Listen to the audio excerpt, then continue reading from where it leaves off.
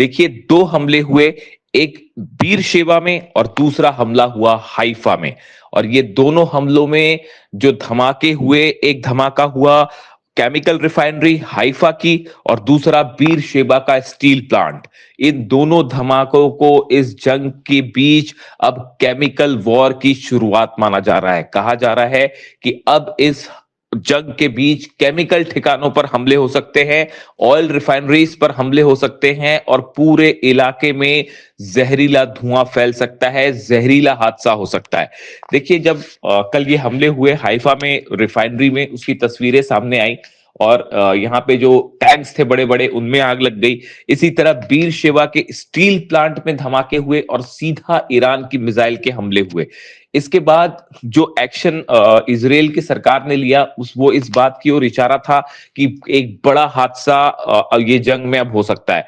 देखिए, लोगों को ये कहा गया, खास तौर पर हाइफा में कि और बीरशेबा दोनों ही जगह, कि लोगों को ये कहा गया कि आप घरों के बाहर ना निकले, अपने घरों के एसी बंद कर दीजिए। और इसके अलावा ये कहा गया कि अगर किसी भी तरह की कोई तकलीफ होती है तो तुरंत सरकार को सूचित करें।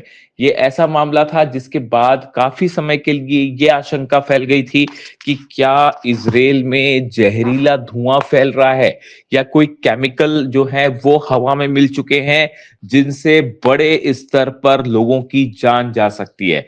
देखिए, जिस तरह से ईरान पर हमले हुए, ईरान की स्टील फैक्ट्रीज पे हमले हुए, ईरान के गैस स्टेशंस पर हमले हुए, उसी समय ईरान ने चेतावनी दी थी कि अगर हमारे स्टील प्लांट्स पर हमले होते, हमारे इंफ्रास्ट्रक्चर पर हमले होते, तो उसी तरह का बदला लिया जाएगा। और इसी का नतीजा था कि यूएई में और बहरीन में एल्यूमिनियम के जो कारखाने हैं उनको निशाना बनाया गया, हाइफा में केमिकल रिफाइनरी पे अटैक हुए और बीरशेबा में स्टील प्लांट पर अटैक हुए।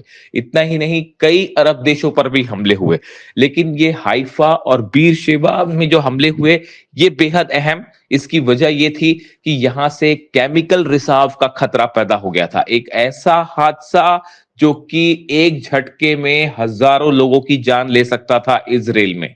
लेकिन अभी हालात कैसे हैं, इसको लेकर अभी जानकारी साफ नहीं हुई है। जिस तरह से धुआं बाहर निकला, उसके बाद ये लग रहा था, जिस तरह से अलर्ट आया गवर्नमेंट का कि आप लोग घर में रहें, बाहर ना निकलें, उसके बाद कुछ समय के लिए पैनिक था कि यहाँ कुछ बड़ा हो सकता है। इसके अलावा देखिए, ईरान की तरफ से एक बार फिर ये बात साफ की गई है कि डोनाल्ड ट्रंप से किसी तरह की कोई बात नहीं की जाएगी, अमेरिका से किसी तरह की कोई बात नहीं की जाएगी, क्योंकि बातचीत के दौरान हमेशा जब भी बातचीत होती है उसके बाद धोखा मिलता है अमेरिका की तरफ से। हमलों की बात करें, एक बार फिर ईरान ने यूएई को दहला दिया है। यूएई एयरपोर्ट पर लगातार हमले हो रहे हैं। यूएस बेस जो है यूएई का, उस पर लगातार मिसाइलें गिरी हैं और बताया जा रहा है कि दो यूएई में 2 बेसिस ऐसे हैं अमेरिकी जिनको सीधा हिट किया गया है। इसके अलावा एंटी ड्रोन सिस्टम जो कि यूक्रेन ने प्रोवाइड किया था यूएई को, जिस सेंटर पर ये था वहां पर सीधा मिसाइल अटैक हुए हैं और वहां पर मिसाइलें गिरी हैं। पिछले अगर 24 घंटे की बात की जाए तो यूएई पर 16 मिसाइल अटैक हुए हैं और 40 ड्रोन से अटैक किया गया। इसके अलावा इराक में बगदाद पर मिलिट्री बेस जो है अमेरिका का, उस पर हमला हुआ है।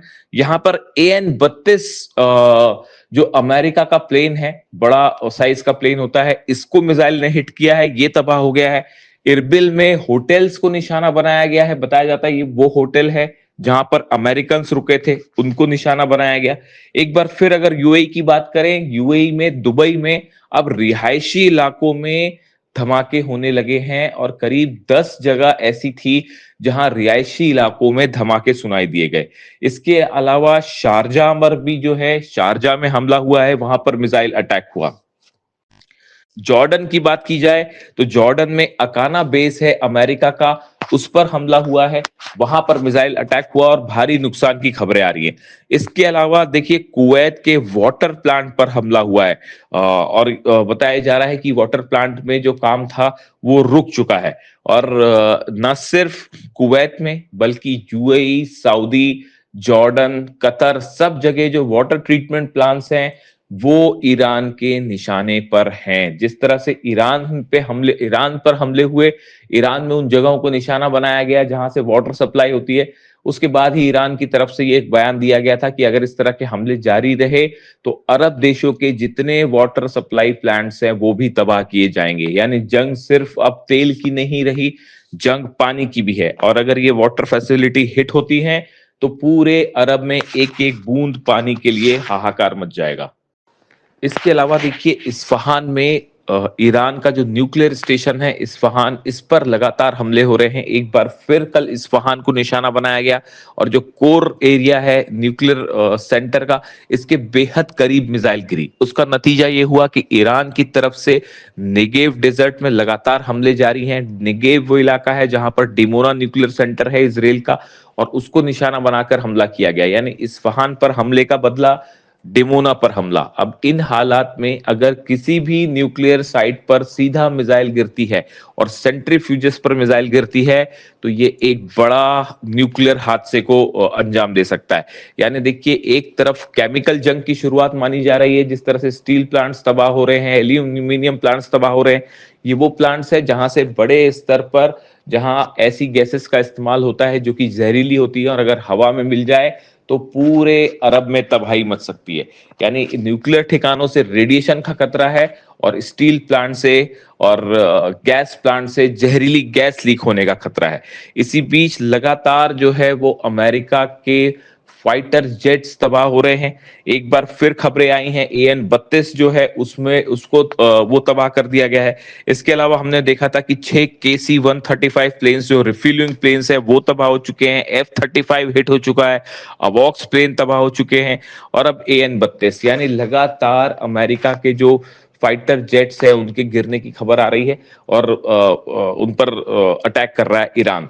इसी तरह से देखिए खर्ग आइलैंड को लेकर भी लगातार खबरें हैं कि खर्ग और केशम आइलैंड पर अमेरिका बड़ी कार्रवाई कर सकता है।